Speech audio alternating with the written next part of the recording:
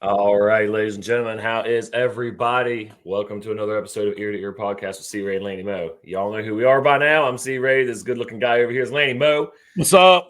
And football season has begun, and we're not crazy excited about it yet. If you've been living under a rock and wasn't paying attention, Penn State gave us everything we wanted this past Saturday. We took a loss 34-12. Drew Aller, I don't think he did anything spectacular. 11-12 for 216, 3 touchdowns. One was a gift, as we all know. 6 rushes for 44 yards. Green, 15-28, 161 yards, no touchdowns, 10 rushes for 5 yards. Let's not waste any time. Let's just get into it, Laney. What do you think? I think the sky's not falling. We are in the same position as we were last year after week 1. I was very shocked. I think the coaching staff was shocked about the offense. Just nothing came easy. It was every yard that we got was earned one way or another. No broken assignments on Penn State didn't give us anything. The referees were bad on both sides of the ball. After watching some things, West Virginia didn't even score a touchdown.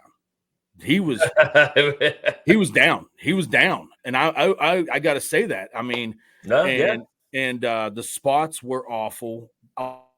Why even have replay if you're not going to if you're not going to overrule calls that were obvious calls? Yeah. West Virginia, both sides of the line held all day long.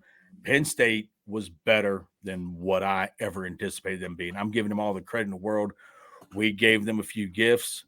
Offensively, we just looked like we just woke up.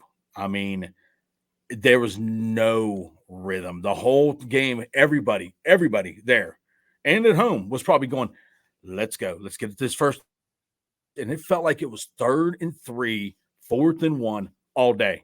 And we just couldn't convert. And Aller actually killed us with his legs. It feels like he picked up 2 or 3 first downs. Like it was like 3rd and 8. Well, he did. Where he just stepped up. He just stepped up and got to 9 yards and got down. Yeah. We didn't take advantage of anything they did kind of help us with. Like they fumbled, we get the ball back, we fumble right back. And those were those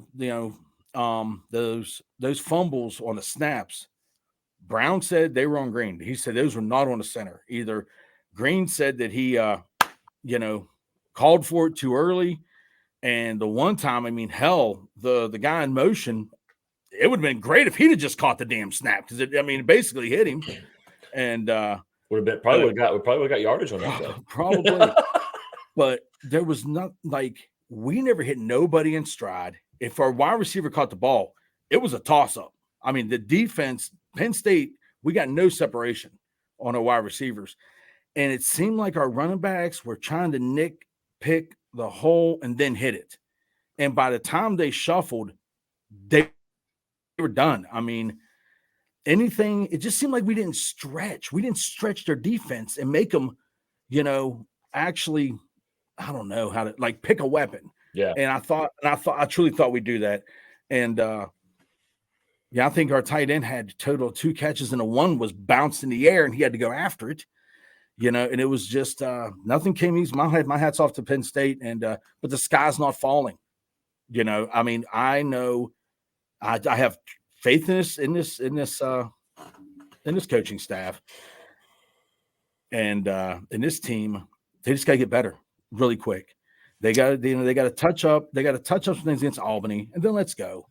And if they beat Albany, if they're still lackluster and don't blow out Albany by 45, I'm still not the end of the world. But if you're in a game where it's 17-10 with Albany, then I'll be like, oh my, and at any point, I mean, you should beat up on the teams that you should beat up on, and hopefully they just get things worked out. I mean, that's all I can do. Well, that's all any of us can do is hope.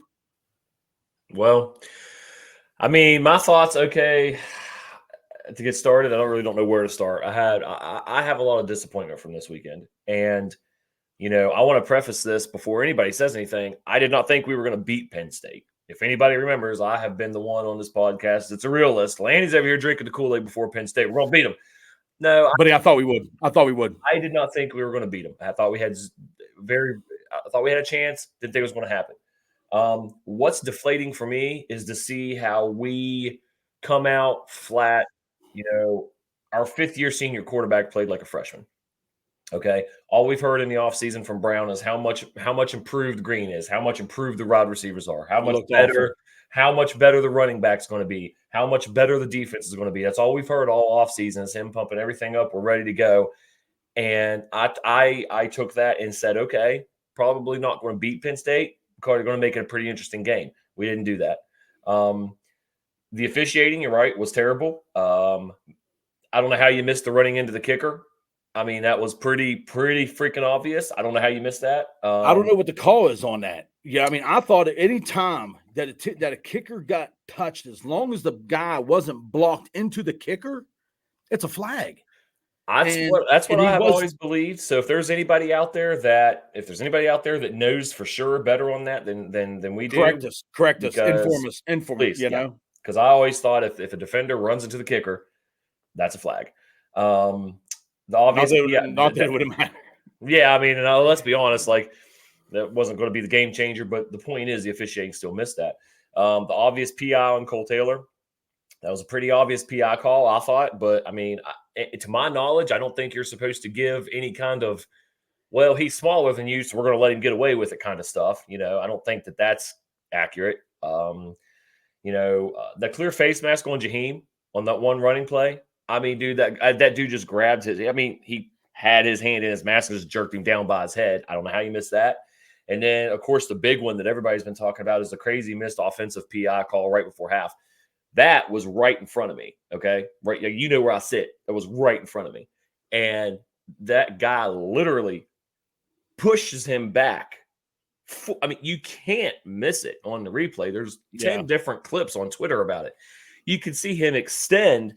Our guy goes flailing back. He turns around, catches the freaking ball. I don't know how that doesn't get caught. And the ref is right there watching it. And no matter if our defensive guy is all over him or not, because there's people saying, well, it should have been defensive pass interference. If anything, you still, as a wide receiver, cannot create space to catch the ball. Well, and I don't agree with that anyway, because our guy was looking for the ball and they were both looking toward the ball, making a play for it. So even then, it wasn't a defensive pass interference. It was, I mean, and then not to take away from the other side, they weren't great on the other side for Penn State either. They had some. No. They were bad with spotting the ball. Yeah, and I'll admit it. I that touchdown also was in front of me. I was like, nah, he ain't in. He's short. He's down. Nope, gave it to us. I'm like, well, I appreciate the makeup call from the offensive pass interference earlier in the day, but like, yeah, the officiating was just none of it was good. None of it was good. Well, my thing is, whenever you got 4th and inches or 3rd and 2, and everybody in the stadium knows what the play call is, it's bad. Yeah. I mean, whenever you call quarterback keeper, and you know the tight end in motion is going to put his hands up and do the 2-cheek sneak, and help push. And Penn State's got 9 guys within 4 inches of each other.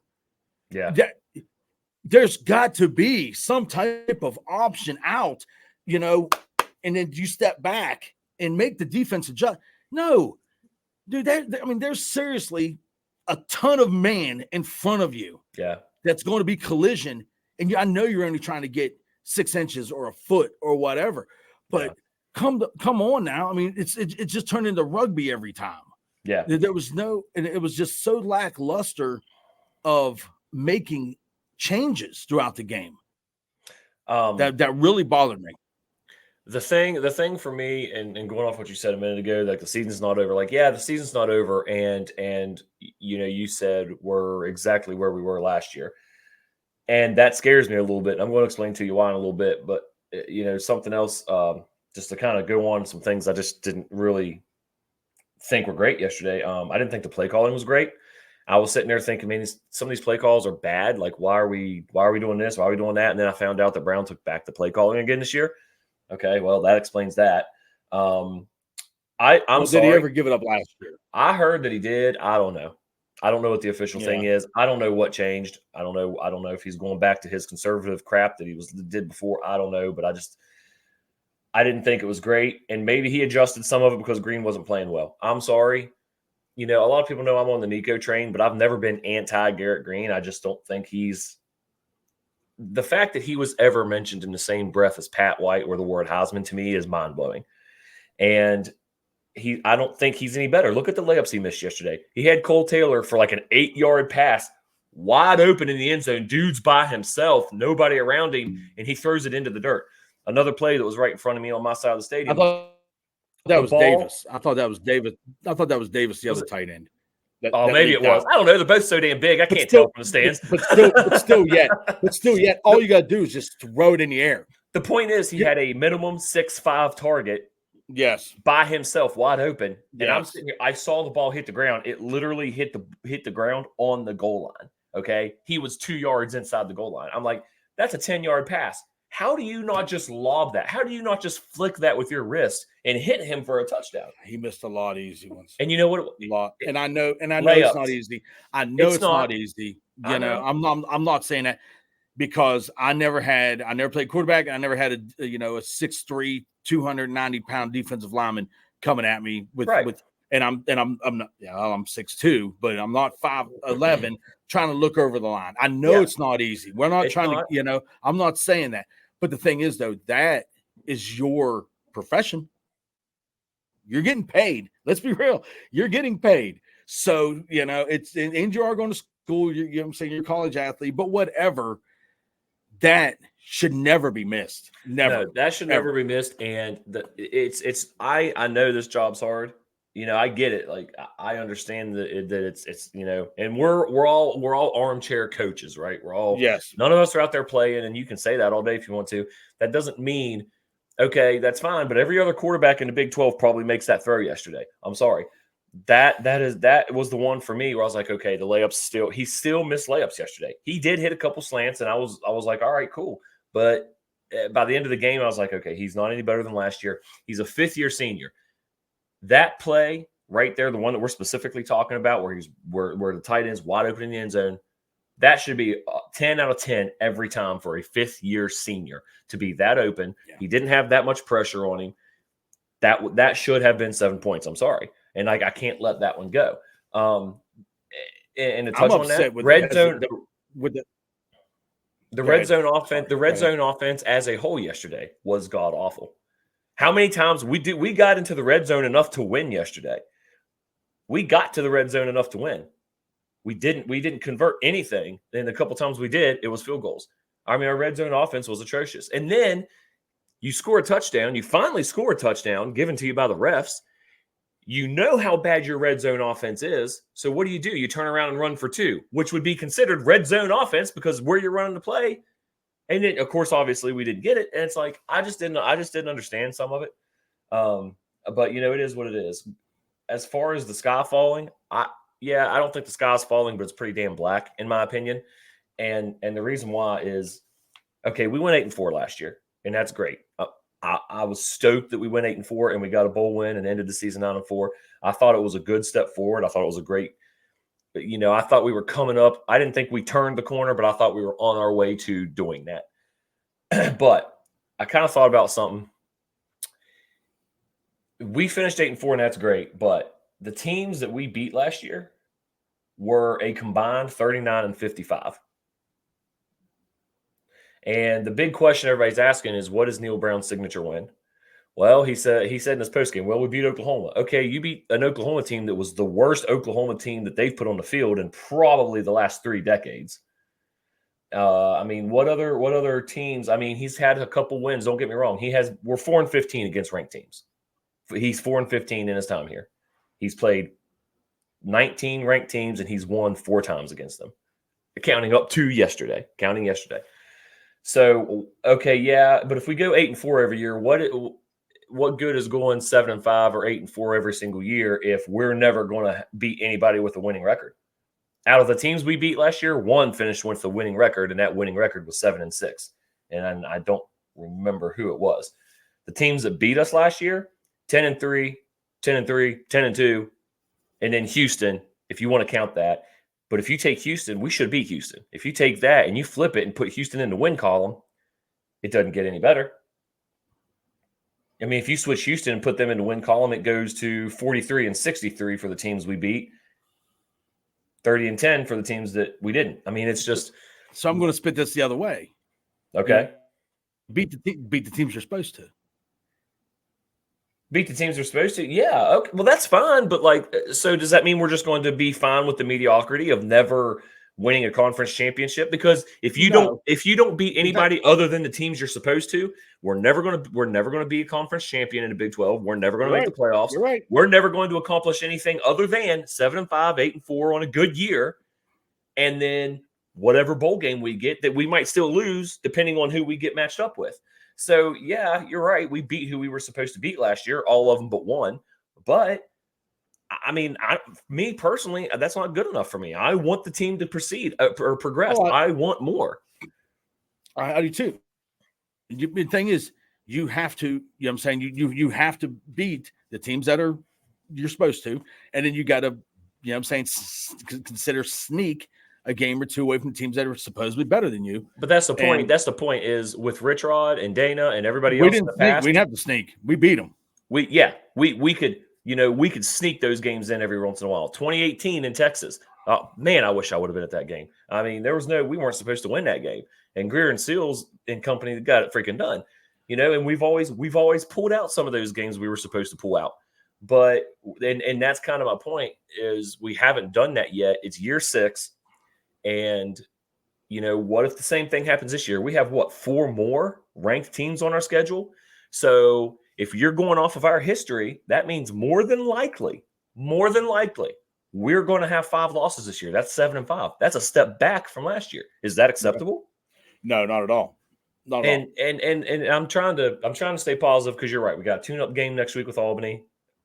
If we don't beat them by at least 3 touchdowns, then I'm going to have question marks for the rest of the season. Right. You don't. My thing is you don't have to beat Albany, 65-0. No, but you got to beat up on them. You got to beat up on them. You got to beat up on them. You got to beat Albany 45-10. At least 3-4 touchdowns, and make it a good practice in form of running stuff, getting things ironed out, because it looked like West Virginia looked like they weren't ready to play. And it actually shocked. That's what kind of bothered me more than anything. Neil Brown didn't really have answers. He's like, I thought we were ready.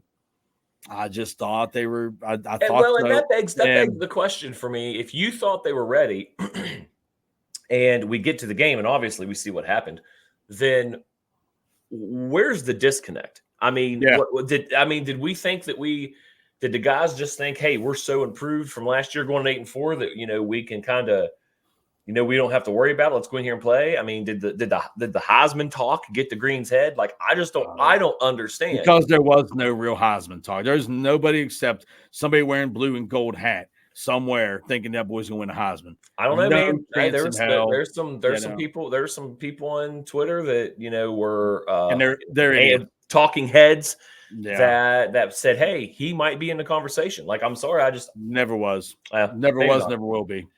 Nonetheless, guys, there's really nothing we can take from yesterday as a positive other than Josiah Trotter. Dude had 10 tackles. Dude played well. I mean, he played. He was him. Yeah, exactly. He gave you what was expected out of him. Yep. But moving on to Albany, the thing that scares me, Lanny, is we don't beat ranked teams. They're ranked in the FCS. They're 16th in the FCS, man. I don't know. But I mean, they're a good team. They're a conference champion. I don't think we lose. They're competitive. They are. They are. Group. I don't think we lose this, but I think if we play like we did against Penn State, I don't think we win, by the mark that you and I think we should. And I think that sets up a bad game week going into Pitt. I don't know. I kind of thought at the beginning of the season before before Saturday kicked off, that the Albany game will probably see second stringers maybe before halftime, right? Definitely in the third quarter. You Nah, might not we now. won't see. I mean, No, we might no. we won't see Nico till the fourth quarter, and we might not even see him then if we're only up 2 touchdowns. Like I just Yeah, and if you're I don't know. and if you don't and if your starters still need reps and still need things to work on, it's up in the air with it. Again, So, I just want everybody to know that I'm not sitting here dogging this because we did not win. I'm dogging this because we looked like crap while we lost. Losing by 7, maybe even 10 yesterday would have been, all right, hey, that's kind of what we expected. We played well. We lost by a touchdown. We lost by 10 points. Fine. But I honestly think Green, and I think almost as a team, we looked better against Penn State last year than we did this year. Green looked scared. He looked scared to run. He looked scared to throw. He looked nervous taking the snaps. And that radiates into other. And I'm not saying Green's not a baller. The kid's tough. I mean, the kid is tough. But if the leader, he gave everything he had, you can see that on I think it was a fourth down call where he got hit and just shrugged the guy off and dragged and got the first. There's no one's going in there saying, I want to lose. There's that's not happening. And maximum effort was there. I'm really giving credit to Penn State because Penn State punched them in the mouth. Is what hard all the way around. From I think their kicker punched somebody in the mouth. I mean, it was no aspect of that football game Penn State didn't dominate in. None. Right. And I think that as somebody on the rest of the offense, if the leader of your offense is scared, then you're scared. And I think the thing with Green is, here's the thing. He's not going to beat anybody with his arm. All right. I think we all have to accept that now. He's a senior. He's not going to beat anybody by slinging the ball. He's going to, if he can get it to where he can hit something to keep a defense honest, that's great. But all a team has to do this year is pack the box against us, put a spy on Green, until he proves another, and say, hey, beat us with your arm. And if teams do that, I think it's going to be a bad year because I don't think he can beat anybody with his arm, full arm for a game. If he is not faster than the ends and he's not faster than the immediate secondary, he's kind of a non-factor at that point.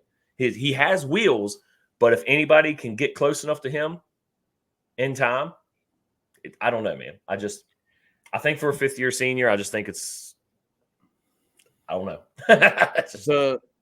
The running backs were hesitant. They were trying to pick the hole instead of just explode through the hole. When they ran hard, that I think they got some yardage, and it was almost like they were playing not to mess up. And there is a such thing as I'm going to play not to make a mistake, and when you play not to make a mistake, that's when you make more mistakes than what you could ever make to begin with. I thought it was almost like they were trying to find a way to break off a 30, 40-yard run than trying to just pound the hole and get 10 yards at a time. Is that kind of what I'm thinking like 4 yards at a time. I think the average. I think when the average like 2.3 yards a rush, 2.5, 2.6. Yeah, And the Penn State drew up the perfect defense. How anybody can copy it. You just said it. I'm going to play man on the outside, and if you beat me, you beat me. You're not going to beat me 5 times. I'm not giving up 5 touchdowns to you. But that's the thing. The thing. But I'm going to play man, and up front, we're going helmet to helmet, and your quarterback is going to have to beat us with, I'm saying, over the top, or your running back is going to have to hit a seam on us and cut it back or something. And our wide receivers didn't get any catch they made was so contested. I mean, even like the bubble screens, it was catch and you got to make a move as soon as nothing. We got nothing easy in that. And then we get a fumble, and we give it right back. And it was just frustrating in the whole game. And it wasn't like, don't think that we got blown out. We just didn't move. We just didn't do our part. Yeah. I mean, did Penn You State know? did Penn State beat us? Yes, absolutely they Yes, did. Absolutely absolutely. they did. But we did not give them a fair fight. We didn't do anything to make them feel like it was No. ever in danger. We didn't do anything to make them ever feel like, okay, hey, can't let that happen again. We got to get it this time. And that's all I was asking for. I wasn't asking for them to beat Penn State. I was asking to be competitive in the game. I was asking to lose by 7, 10 points. I'm happy with that. Considering who it is. I mean, let's be honest. They might not beat Michigan and Ohio State because I think Michigan and Ohio State lives in their heads rent free. But I mean, they're probably going to. There's a huge possibility they make the playoffs this year. And if we can still finish the season good, 8-4, 9-3, and one of our worst losses is a team that's in the playoffs, I can live with that. But it's the fact that we did not even look like we even were in the same. Didn't even look like it was a Power 5 game for us, and that's what bothers me. But let's shrug that negativity off. The day's over. We got to go on to Albany. Like I said, 16th ranked in FCS, conference champion team. I think we win it. I think, obviously, I think and hope Green's going to look better against this. We need to use it as a tune-up game to fix everything, which is everything that's wrong right now, and go into Pitt. So I'm going 49-17. Albany, God, 49-17 WVU. Sorry, guys. I do think we're going to play like we should against a freaking FCS team and get that win. I do think, though, our defense did what I was scared was going to happen. The two things I said about our defense was I'm scared that the defensive line is not going to be able to get into the backfield and we're going to have to rely on our secondary, and I was nervous about that, and that's exactly what the story was. Our defense didn't. I don't think we pressured him at all the whole day. I don't think we ever got pressure on him. Well, he picked apart our secondary. And when we did get pressure, he just stepped up. And where the hell was our linebackers at out in coverage? Yep. And somebody's there wide open. He's seen our linebackers' backs. It's like it's like shoot, there's nobody there. And was my worry. That was my worry for the game on defense, and that's what happened. So hopefully our defense can kind of get some stuff together. I say 49-17 WVU this week. What do you think? I'm saying 45-20. 45-20. All right. And that sucks. That sucks because it should be worse than that. But I think Albany's going to put up a couple touchdowns and a couple field goals. I think you gotta. I think in order to be completely confident going into Pitt, you got to beat about at least 3 touchdowns. I don't think we can beat an FCS school by less than 3 touchdowns and go into Pitt and think that that's going to be an easy ride for us. So, but anyway, that's what we're thinking, guys. And we have a little surprise here for Lanny. I didn't tell him that we were doing this. So for me, this is going to I've been thinking about it a little before, but Lanny, I went on Twitter and posted hey, we've been doing this, for a couple months. So let's take some questions.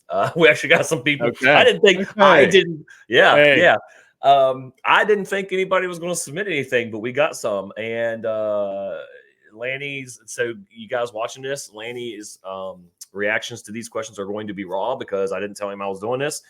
I like to do this to Lanny. I like to do this to Lanny. I like to brutally honest. Yeah, brutally honest. Exactly. Put the earmuffs on the kids. Put the earmuffs on the kids. Yep. I like doing this to Lanny because this is how I know I can get his best immediate raw reaction is to just not tell him I'm doing something and say, hey, there it is.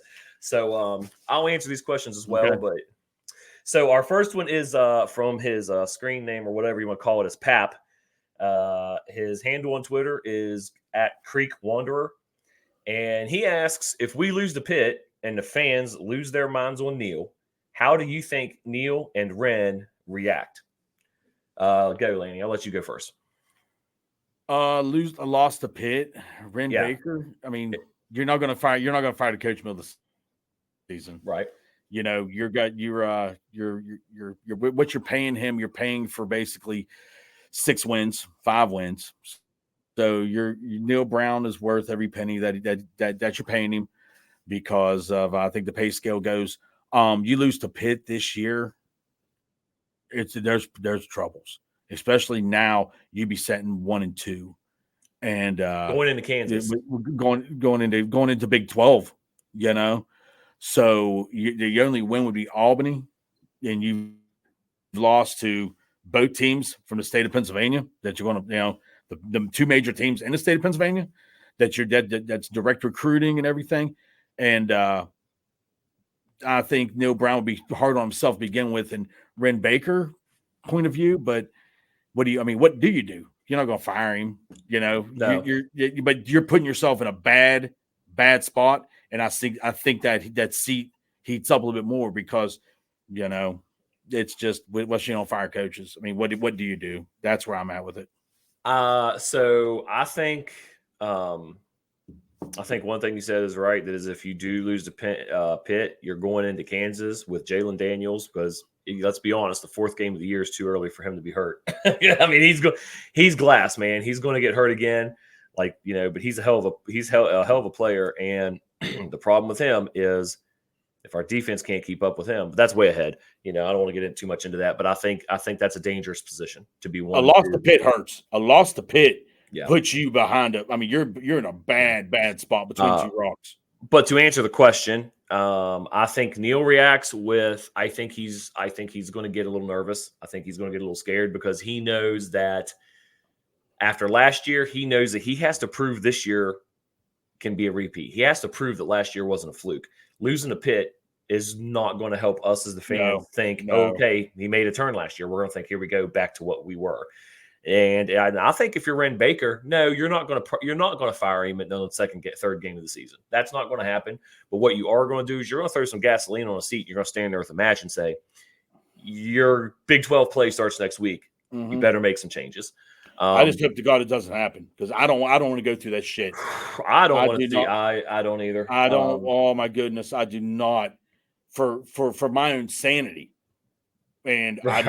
I don't want to lose to Pitt this year, right? Because I'm a very positive individual as far as taking it easy on people and second chances and stuff like that.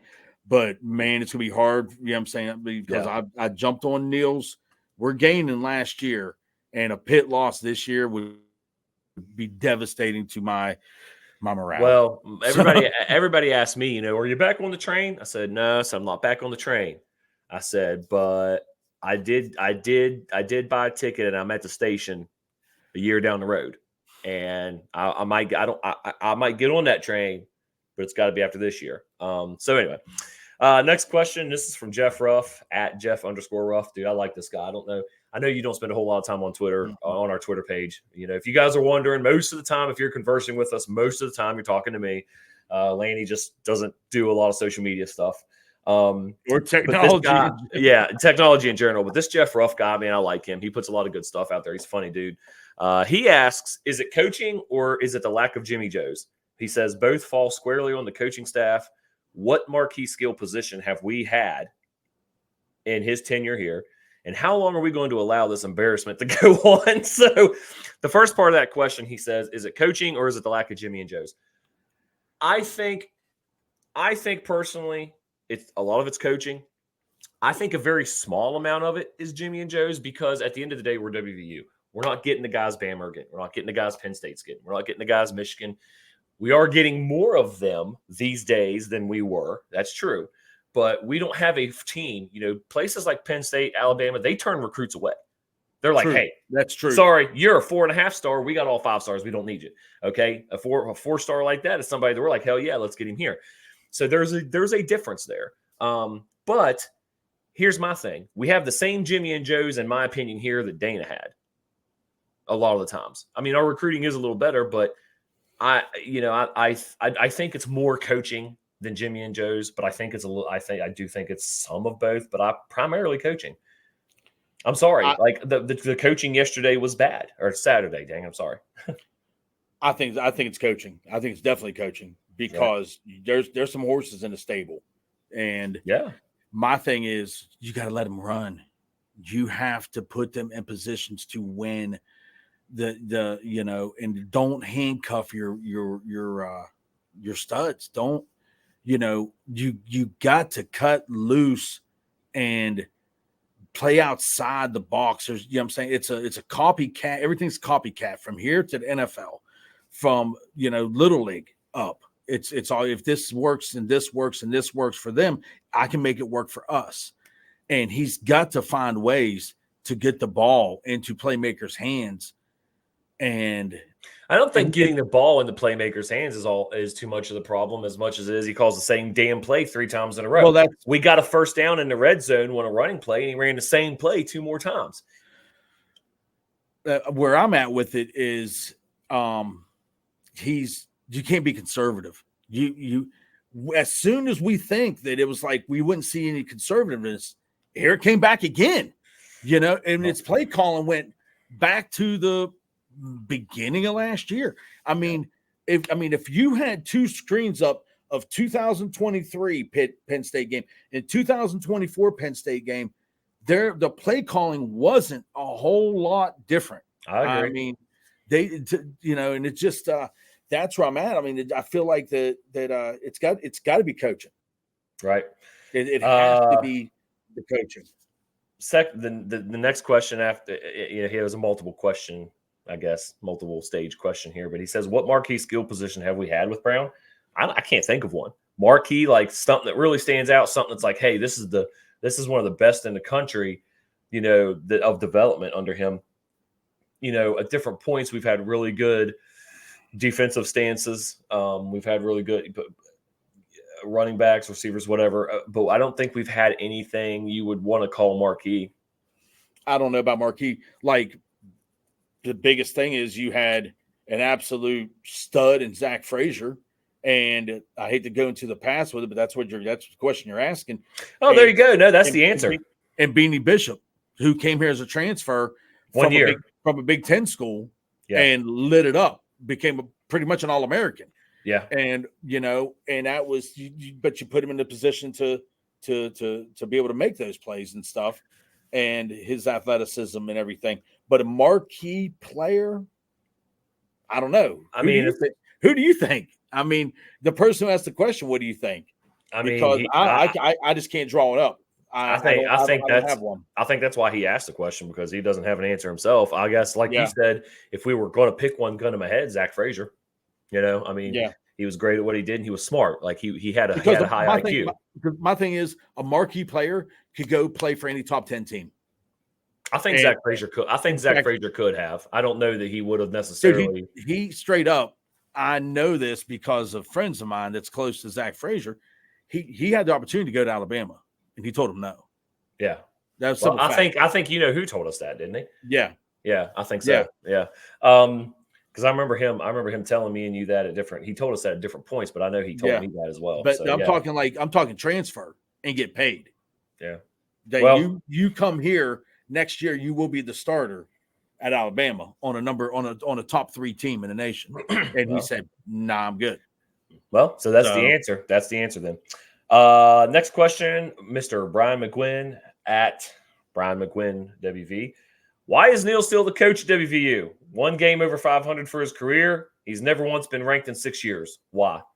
Because West Virginia will not pay $7 million for a 7-win, 8-win coach. I think that's a good answer. I think, honestly, I don't know. I want to say that we haven't, but we're starting our 6th year, and I'm seeing a lot of the same stuff we've seen the last couple. And I think Lanny makes a good point when he says that. There is a correlation between how many coaches or how many games a coach can consistently win and how much you're paying them. We're paying Neil Brown in the 4 to 6 range. We're going to get $4 to $6 million wins, which is about 6-6, 7-5. Yeah, you have a couple good years. He's overachieved. I mean that's the way I see it. Yeah, he overachieved, but you're going back to last year where I told you, 34 and 55 or whatever it was our if two extra teams on the teams that we beat would have been ranked and had winning records, you have to assume that those are losses, and we finished the damn year 6-6 again. So it's just, I don't know. I have a hard time with that, but I think Lanny, my answer is the same as Lanny's, because that's what we're paying him for. We're paying for. Yeah. We're paying for about a little bit more than a 500 coach. And there's no top 40 coach knocking on the door to come to WVU. That's true. And if Neil Brown leaves, you're going to be replacing him with another Neil Brown. See, that's where you're wrong. That's where you're wrong. I want to Jimbo Fisher. Never come here. You don't know. He's taking this year off so he can coach next year, okay? He's coming. He's coming. The Savior's coming, everybody. Okay. And Jeff Ruff, he put another one in at the last minute. He's like, I got another one. I want you guys to, he says, how is it possible PSU's game plan was so seamless with 3 brand new coordinators working their very first game together while we have the same staff for multiple years and we look like we look like 2 monkeys humping a football? Better athletes. Better athletes? Yeah, better athletes, but there's something to be said about that. Even because, look, West Virginia. It wasn't seamless. They had fumbles. They had one. They had one. They had one turnover that could have been an issue if they were playing Michigan, Ohio State, or if we would have been playing well. They had one turnover that could have been an issue. We had 3 turnovers, and God bless Nico. You want to know? I'm gonna go away from this for a second and come back. Okay. They had last year's film to go over, dissect, where they won by 15 points. And they said, if we win by 15 again, we're good. If they show us this look, we're good. We showed them the same shit as we did last year. You don't have to prepare whenever you know that this guy's when he's got you 0-2, he's going to throw a fastball. You know what I'm saying? And that's what it was. We made it easy. This staff made it easy to prepare. So you're saying that Neil Brown is too predictable? Very predictable. It was very predictable. Okay. Offensively, defensively, All right, fair. That's fair. My thing is, if you watch film and you see this lineup, you go, here it comes. This is going to be a whatever the route tree is, whatever D-backs, this is what's coming at you. Linebacker, move your ass over to the left because this ball is going to the right here, and I got to fill this gap. Whenever you can see adjustments being made on the fly, it's recognition going on. And that's what I saw out of Penn State. Yeah. Well, I think that's a good answer. I think on top of that, I think the only thing I would kind of change in the answer is that it's just a higher caliber of people. You kind of can almost tie that in the same way you can tie in we're paying our coach this much and this is the wins we're paying for. Well, they're paying for top tier coordinators that are just flat out better than ours. And I think ultimately that's my answer, Jeff. You got coordinators that were head coaches at other schools. Yeah, that's a good point. That's a good way to put it. And I think Jeff Ruff, that's my answer, is they are just flat out better. That's just it. That's just it. They're just flat out better. I don't know what else to say. I hate to be so gray about it, but that's what it comes down to. And so anyway, I think that's where we'll end. I like those questions. Hopefully I'll put more out on Twitter. I think I might do that every week. Be like, hey, y'all throw us some questions. If we get to a point where people throw us too many, we'll probably have to pick some of our favorite questions. But I appreciate the people that did participate. Or we can just do a show based upon questions. Yeah, it might not be a bad idea either. So lets you know exactly how we feel, and we ain't never gonna bullshit you. Am I right? Hell no. I'm not saying I am. Well, I don't think anybody's right. But it's our opinion, and that's all we really got. And I'm not, and if I'm wrong, God bless, I'm wrong. That's like I fired out there on a TikTok thing. A guy was like Penn State by 21. And I said, no way, put your money up. Send me your Venmo. I'll take that bet, $100. And he said, I'm not betting you on here. Then after the game, he says, pay me. And I said, that's not how it works. I would have gladly Venmoed you. You said no. You said no. I mean, you turned down the offer. And it's stuff like that where it's like, if I'm wrong, I will gladly pay if I'm wrong, or shut my mouth up if I'm wrong. But if I'm right, I'm still not going to gloat about it or whatever. It's just my opinion, just like C-Rays. It's your opinion, bub, and everybody's so fast to attack, and it's like, God, I wish I knew to score the next 10 games. But everything is my opinion except Jimbo Fisher. That's fact. Jimbo Fisher, WVU confirmed 2020. No way in hell. No way in hell. All right, guys. Well, thank you guys for tuning in. We appreciate all you guys that listen and subscribe and all that stuff. We really do. it's fun. We enjoy doing this, and we enjoy the participation. The people that ask questions, man, we really like that. I didn't know how many we'd get. Ask questions as you watch this. Comment below. We'll check them and hit them next time. Yeah, and we'll call you out. We'll call you out. Damn right. So, all right, guys. Well, hey, thanks for everybody. Appreciate you guys, and you guys have a good week. Hope we kept you entertained from ear to ear. Goodbye. Let's go.